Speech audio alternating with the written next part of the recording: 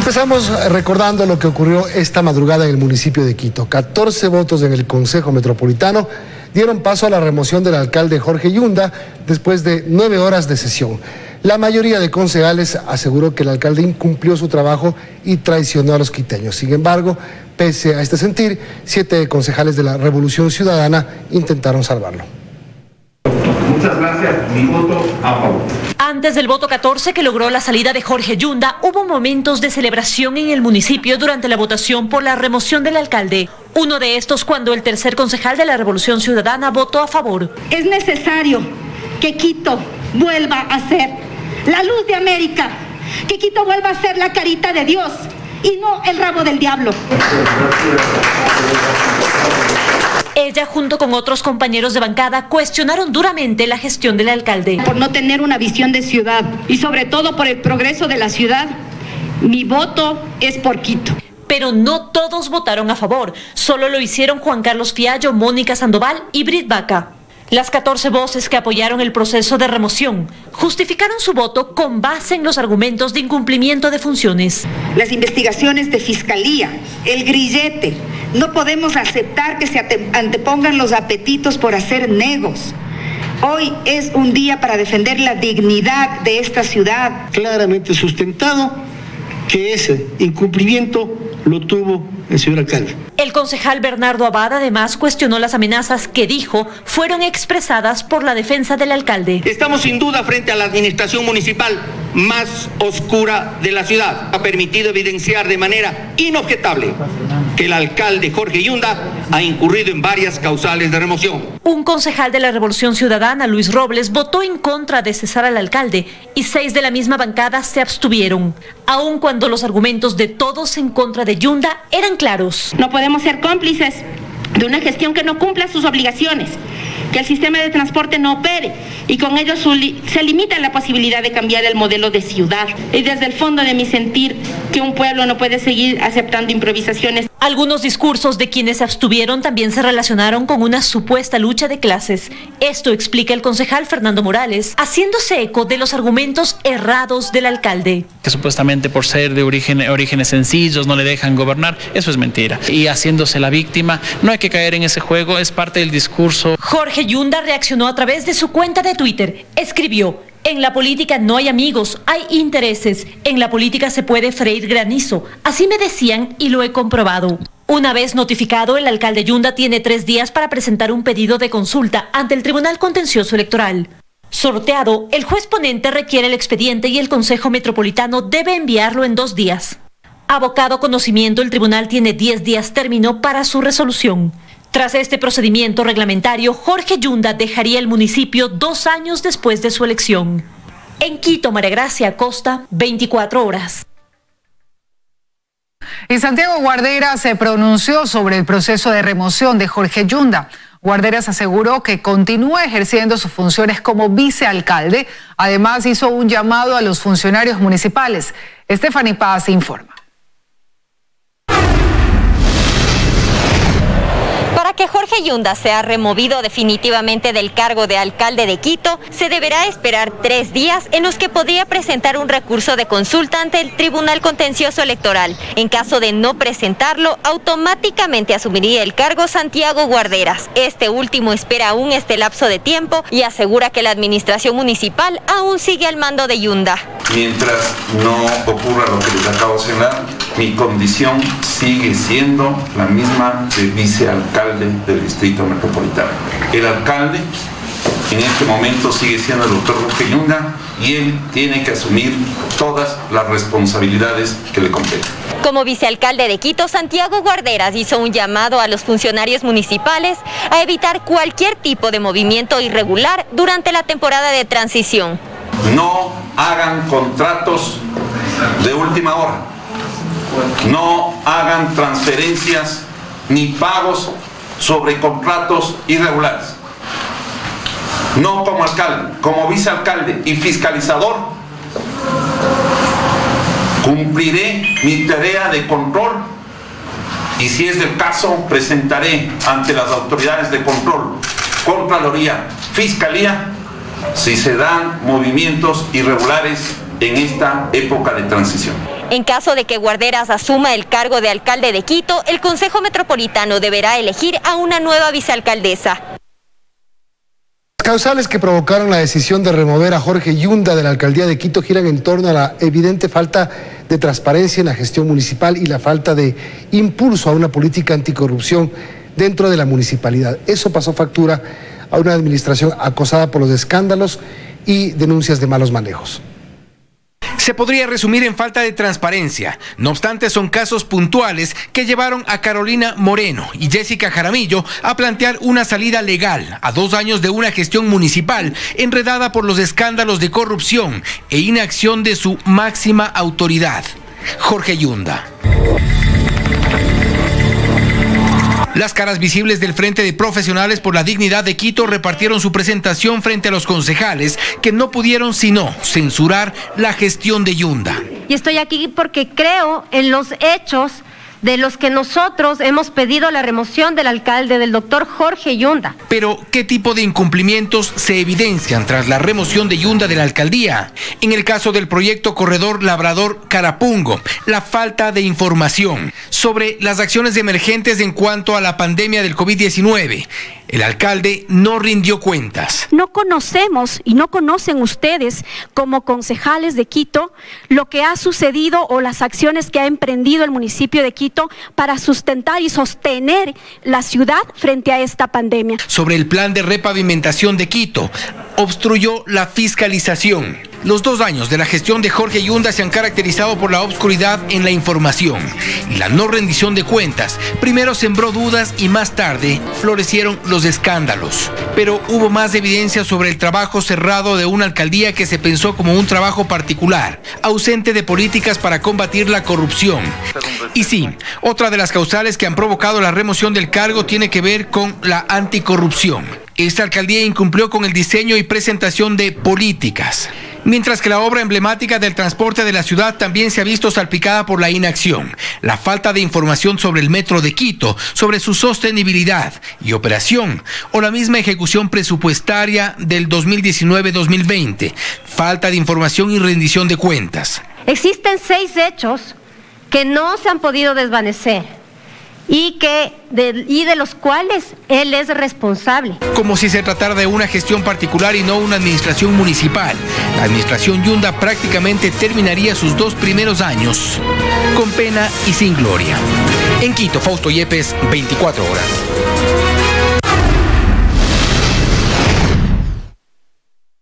El presidente Guillermo Lasso completó hoy la designación de todos los gobernadores y del presidente del Consejo de Gobierno de Galápagos, que ejerce funciones similares en el archipiélago. Mediante decreto ejecutivo nombró a los 16 gobernadores que restaban y tras una reunión en el Palacio de Gobierno fueron presentados a la prensa. Este es el equipo que va a trabajar con una directriz muy clara: promover el Ecuador del encuentro, coordinando las actividades de la gobernación, de cada una de sus gobernaciones, con los gobiernos autónomos descentralizados, buscando trabajar de manera conjunta con municipios, con prefecturas, con las distintas instituciones públicas en cada una de las provincias, con un objetivo: atender las necesidades de los ciudadanos en cada una de las provincias. Juristas reaccionan al duro llamado de atención que hizo el presidente de la República a los operadores de justicia y coinciden en que es necesario que se observen las acciones y omisiones de jueces y fiscales que en ocasiones no sintonizan con el clamor de la justicia, con el clamor de justicia de la ciudadanía. Que en la lista de temas que le preocupan está la corrupción en el sistema judicial, dijo este miércoles el presidente de la República, Guillermo Lasso. Y aprovechando su recorrido por un mercado de la capital, hizo una comparación. Mientras ustedes trabajan desde las 4 de la mañana para lograr unos 5, unos 10 dólares al día, hay otros sinvergüenzas que duermen hasta las 10 de la mañana y que a las 11 se dedican a cobrar coimas o hacer de intermediarios en el proceso judicial. Le pidió al presidente de la Corte Nacional de Justicia, Iván Saquicela, como titular de la función judicial, que encabece un proceso de depuración. Que limpie la justicia de una vez por todas. La ex fiscal general Mariana Yepes asegura que este llamado abre la puerta a continuar con un proceso que quedó pendiente allá en 2018 con el Consejo de la Judicatura Transitorio. La revisión de patrimonios de jueces y fiscales. Un indicador importante para saber con quién se puede contar y con quién no en el combate a la corrupción. Sobre todo se han denunciado coimas en el lenguaje popular, que son delitos de cohecho. ¿Cómo se podría determinar eso? Con un examen patrimonial únicamente, ¿no? Cuando hay un incremento injustificado del patrimonio de los que quienes han sido jueces o fiscales, podría hacerse la investigación. Pero este es el momento. Y en el caso de los jueces, devolver al Consejo de la Judicatura la capacidad de observar sus acciones u omisiones. En eso coincide el jurista Julio César Cueva. Como hubo ese extremo y ese abuso de las potestades públicas de la Judicatura, la Corte Constitucional corrige esto, pero lo corrige en otro extremo, prácticamente atando de manos y de pies a la Judicatura. Y es que a la hora de revisar las acciones de sus compañeros, a veces ha pesado más el llamado espíritu de cuerpo, asegura. Desgraciadamente hay un malentendido espíritu de cuerpo en la función judicial y en la fiscalía. Corrupción tiene usted en todas partes. El problema aquí es el exceso de impunidad. Lo sabe también el nuevo gobierno. Por eso el público llamado de atención del presidente Guillermo Lasso. En Guayaquil, Carlos Acoto, 24 horas. Y más de 395 denuncias contra sus propios servidores judiciales ha recibido la Fiscalía, 126 de ellas por actos de corrupción. Procedimientos como el del último fiscal detenido por liberar al líder de una banda de sicarios, donde un nuevo fiscal reemplaza al titular y se abstiene de acusar a sospechosos. Ya han ocurrido antes. Este martes un nuevo sicariato en Durán. Hubo 20 disparos, 8 alcanzaron al joven asesinado. Según las investigaciones de la policía, hay responsables identificados. Posiblemente tenga algo que ver con ex PPLs que ya se encuentran al momento ya libres. Se maneja la hipótesis de que sea un ajuste de cuentas. Se refieren a alias Ben 10 y a su banda, a quien el fiscal Luis Machado en mayo pasado se abstuvo de acusar. Solo 5 meses Antonio Benjamín Camacho estuvo en prisión y gracias a la decisión del fiscal, hoy la policía vuelve a saber de él. El fiscal Luis Alberto Machado, detenido este martes por fraude procesal tras su decisión, fue liberado y si bien la fiscalía pidió prisión preventiva en su contra, el juez no aceptó argumentando lo siguiente: la fiscalía reconoce que tiene arraigo, no se argumentó siquiera que se pretenda evitar la obstaculización de las prácticas de prueba. La fiscalía tampoco argumentó la real necesidad de cautela y coherente con los problemas de hipertensión que se avisora en el detenido. Estimo que no se ha fundamentado el pedido de prisión preventiva, por lo que el fiscal se defiende en libertad. Casos como el del fiscal Machado y de Ben 10, donde el fiscal titular se ausenta y su reemplazo decide abstenerse de acusar a sospechosos, no son nuevos. En el operativo Impacto 377, la policía detuvo con 300 kilos de droga a 6 personas. La fiscal a cargo pidió permiso médico y su reemplazo se abstuvo de acusar a quien estaba identificado como el coordinador de los envíos, un ciudadano español quien recuperó su libertad. De las 395 denuncias que existen en la Fiscalía contra sus propios funcionarios, 126 son por presuntos actos de corrupción en el interior de la entidad. Y sobre a quien la policía identifica como el líder de una banda de sicarios, Ben 10, quien está en las calles, en virtud del principio de inocencia y la no acusación fiscal, no regresará a prisión, a menos que cometa otro delito, que sea detenido y que un fiscal sí lo acuse. Dayara Monroy, 24 horas.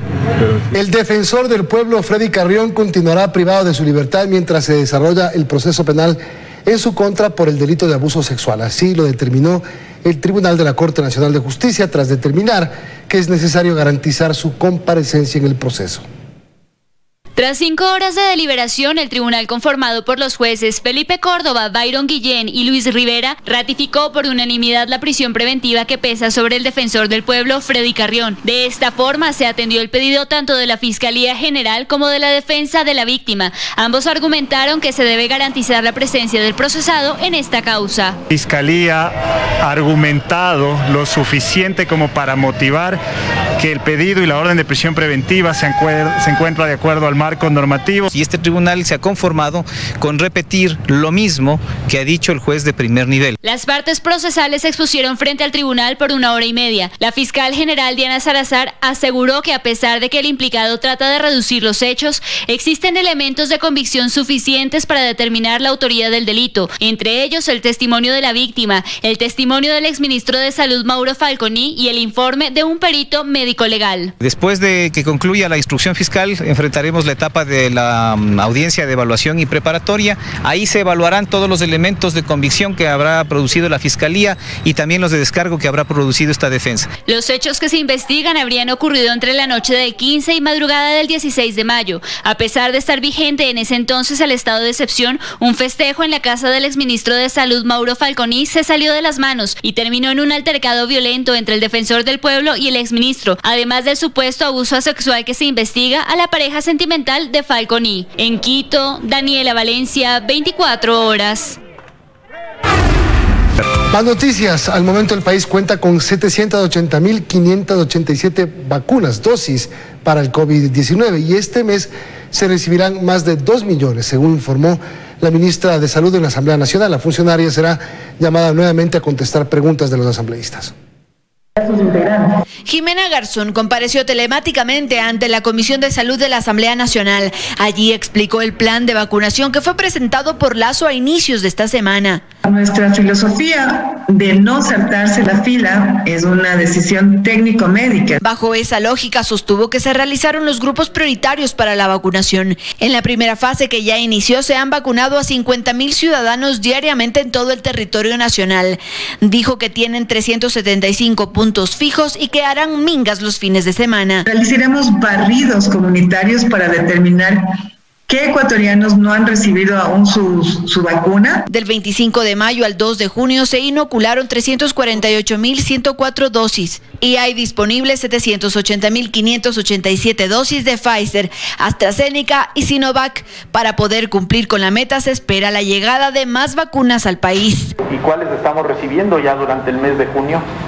Que tendremos un aproximado de 2.163.960 dosis entre los diferentes laboratorios. Mientras tanto, siguen las conversaciones con otras 3 empresas. Que esperamos que a partir del próximo mes podamos ya poder confirmar y empezar a recibir al menos con 2 grandes laboratorios. Si el gobierno cumple con la vacunación de 9 millones de personas en 100 días, se alcanzaría el 71.47% de la población ecuatoriana. Cuando terminemos esos 100 días, seguiremos vacunando a la población para alcanzar un porcentaje mayor de cobertura y así asegurar la inmunidad de rebaño. La ministra tuvo que abandonar su comparecencia y esto causó malestar en los legisladores. Si el presidente quiere gobernabilidad, pues entonces necesitamos que comencemos respetando. Entendamos que se ha presentado una emergencia, la ministra estuvo aquí telemáticamente. 2 asambleístas prefirieron abandonar la sala y se continuó con la sesión, que luego fue suspendida y se anunció que será convocada la ministra nuevamente para que conteste las preguntas de los legisladores. En Quito, Andrea Samaniego, 24 horas. Y la lista de espera de pacientes que necesitan cama para cuidados intensivos en Quito se mantiene en 125. La situación continúa siendo compleja en los hospitales de la capital. Buscar actualmente una cama para cuidados intensivos en Quito se ha vuelto una misión casi imposible de lograrlo.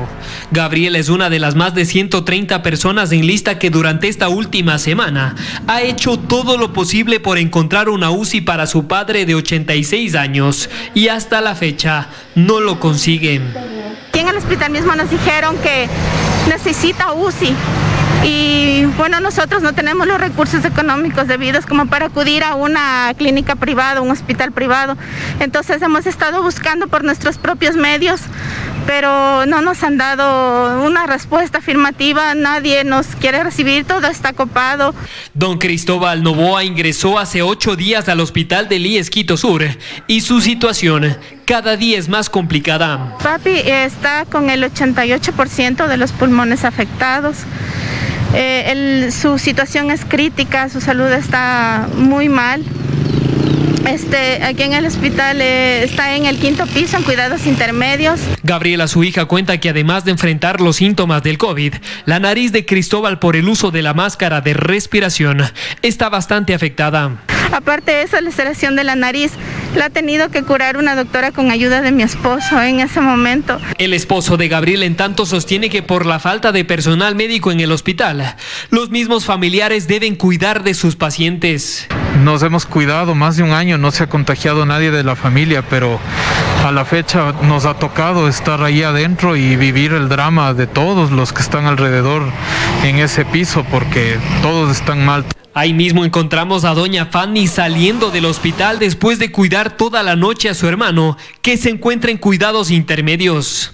Entonces es necesario que se quede una persona. Los jóvenes, yo sé, bueno, solos no, pero 70 años siempre tiene que estar una persona ahí las 24 horas del día. ¿Y no le da miedo a usted? Es que hay que protegerse. Intentamos dialogar con las autoridades del hospital, sin embargo nos indicaron que por disposición del Ministerio de Salud no pueden referirse sobre ningún tema. Sin embargo, nos manifestaron que en efecto la lista de espera para cuidados intensivos y hospitalización se mantiene en un número alto. En Quito, Paul Coello, 24 horas. El Pleno de la Asamblea Nacional entregó a la Comisión de Régimen Económico el informe del expresidente Lenín Moreno, que entregó en días después de dejar el poder para su análisis. Los asambleístas criticaron la gestión del exmandatario.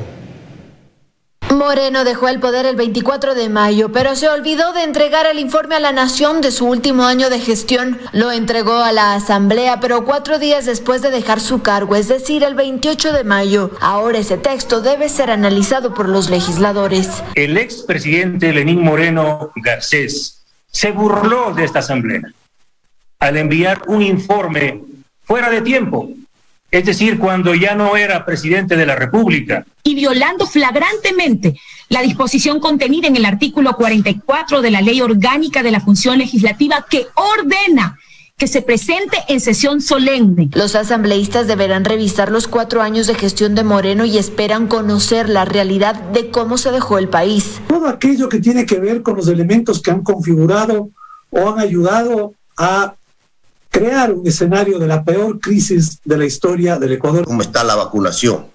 ¿Hasta dónde avanzó?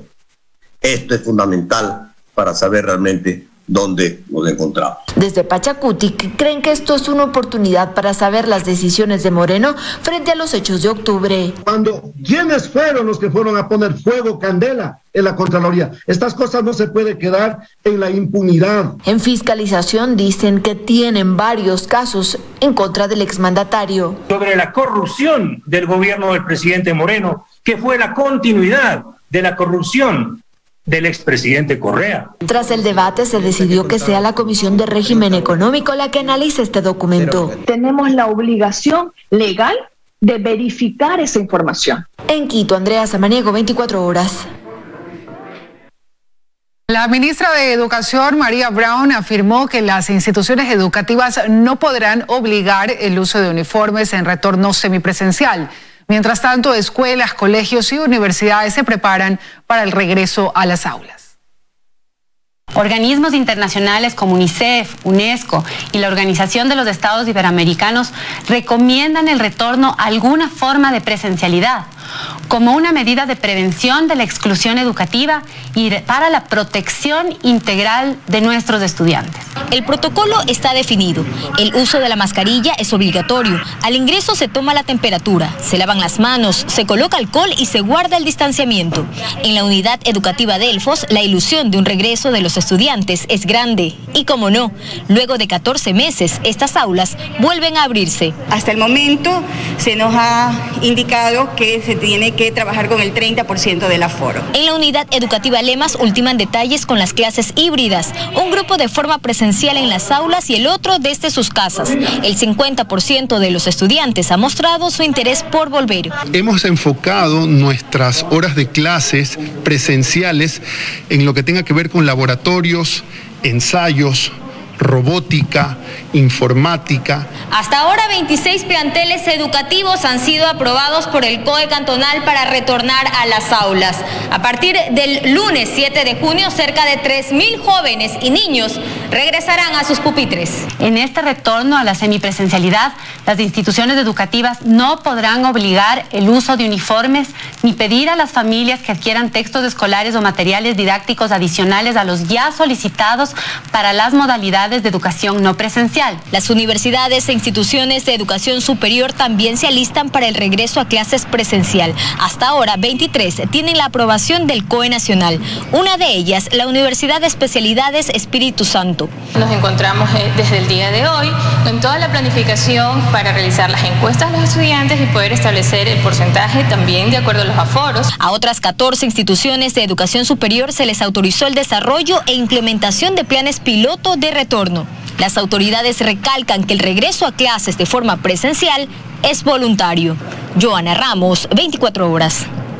Tras la finalización de la paralización parcial del servicio de transporte urbano en Guayaquil, este jueves las unidades circularon con normalidad. Vamos a ver qué pasa en la ciudad de Guayaquil. A esta hora, Luisa María Heredia está en las calles del puerto principal para constatarlo. Hola, Luisa María. ¿Circulan buses a esta hora? Hola Milton, amigos televidentes, muy buenas noches. En efecto, tal y como se había anunciado este jueves, ya el servicio de transporte urbano en la ciudad de Guayaquil retomó su horario habitual, su horario completo, tras 13 días de paralización parcial, que fue lo dispuesto por el gremio en rechazo al incremento del costo de los combustibles. A esta hora, son ya las 20 horas con 34 minutos, nosotros nos hemos trasladado hasta acá, hasta la calle Rumichaca, en el centro de la urbe, por donde pasa una considerable cantidad de líneas que recorren prácticamente toda la ciudad, y podemos evidenciar cómo están cumpliendo su ruta las unidades. Recordemos que Guayaquil tiene 104 rutas de transporte urbano que operan con cerca de 2.800 unidades, en las que por lo menos se movilizan el 70% de los ciudadanos. Estamos hablando de cerca de 2 millones de usuarios que, cuando estaba en firme la medida de operar solo la mitad del día, pues tenían que caminar largos tramos o hasta quintuplicar el gasto en pasaje diario. Para el próximo martes en la capital está prevista una reunión entre los máximos representantes de la transportación terrestre del Ecuador y autoridades de gobierno para empezar a trabajar ya en la concreción de ese preacuerdo al que se llegó para precisamente poder levantar la paralización, y que tiene 4 puntos: la vacunación contra el COVID-19 para el sector, el refinanciamiento de los créditos que tienen con la banca privada, el veto a la reforma a la ley de tránsito que ya emitió el día de ayer el presidente Guillermo Lasso, y la revisión del costo de los combustibles. El pedido concreto del gremio es congelar el precio hasta definir si se deroga el decreto de liberalización del precio de las gasolinas y el diésel, o si se focaliza un subsidio. Un tema para nada sencillo, en el que deberán ponerse de acuerdo para pues no tener otro tipo de paralización como la que se vivió en la ciudad de Guayaquil. Es lo que les puedo informar. A esta hora nos vamos a un corte comercial y luego seguimos con más noticias en 24 horas. Seguimos, amigos. Loja registra una disminución del 50% de contagios de COVID-19 durante las últimas semanas. Estas cifras alentadoras se desprenden de un completo análisis del área de hospitalización y de las UCIs que funcionan en esta jurisdicción. Según las autoridades de salud, luego de varias semanas, las cifras son alentadoras, pues la cabecera cantonal de la provincia de Loja ha registrado una disminución del 50% de contagios de COVID-19 tras un completo análisis del área de hospitalización y de las unidades de cuidados intensivos que funcionan en esta jurisdicción. Se designó internamente en la misma área un espacio totalmente aislado para el manejo de la patología de COVID, ya que la demanda de pacientes ha disminuido en el transcurrir de esas últimas 3 semanas. Según las cifras oficiales, el 28 de abril se registró uno de los picos más altos de contagios en la provincia de Loja, con 2.688 casos activos, mientras que a la fecha actual se registra una baja considerable con 1.824 casos activos, lo que ha permitido que áreas como la de emergencia y de consulta externa del Hospital Regional Isidro Ayora se habiliten nuevamente. En la atención de consulta externa, con un porcentaje de inicio del 60% de demanda, esto en base a respetar protocolos de distanciamiento social. Pese a que los indicadores muestran una tendencia decreciente, las autoridades solicitan a la ciudadanía continuar con el cumplimiento de los protocolos de bioseguridad y las medidas de restricción del COE cantonal vigentes en esta jurisdicción. En Loja, con cámaras de Mateo Castillo, María del Rocío Coronel, 24 horas.